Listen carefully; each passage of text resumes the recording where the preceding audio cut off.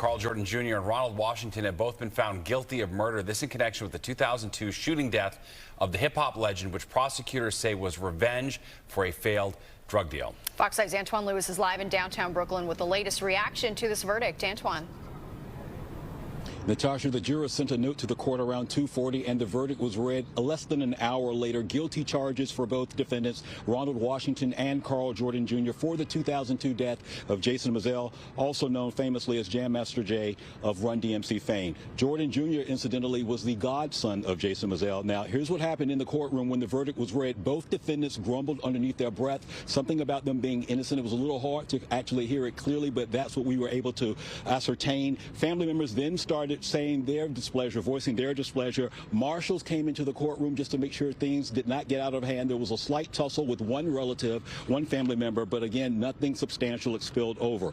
Ronald Washington and Karl Jr., again, as Natasha pointed out, found guilty of murder while engaged in narcotics trafficking, as well as firearms-related murder. Now, deliberations actually began last Thursday. The jury was off on Friday. They resumed yesterday and then again today. Slight drama behind the scenes because yesterday a juror asked to be removed from it, so an alternate was then put in place, which basically means that the team more or less had to start all over again to some degree, but they worked through lunch today. Now, the burden of proof was clearly on the prosecution, and again, we want to let you know right now, coming up, you're going to be hearing from two people. First, the U.S. attorney for this district that was in charge of this case, as well as a relative who was in the courtroom of Jason Mizell. Take a listen to both.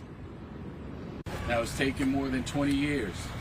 But today, a jury in this courthouse found Karl Jordan Jr. and Ronald Washington guilty of murder while engaged in a drug trafficking conspiracy and firearm-related murder. They will be justly punished. Now, there's a message to be heard loud and clear from this verdict. No matter the passage of time, be it a day, be it a week, a month, a year, or even 2 decades, as it was in this case, justice will be served. You were here every day. Was there one particular testimony that you found really hard to just hear, that just really took you back places you didn't even want to go? And you can speak from your heart when you. Well, I think that probably for me, just looking at my cousin's body, the pictures, there's nothing that I heard that really disturbed me. I think what probably disturbed me more than anything else is to look. But this is the first time that I've ever seen, those pictures. So that's probably what bothered me the most.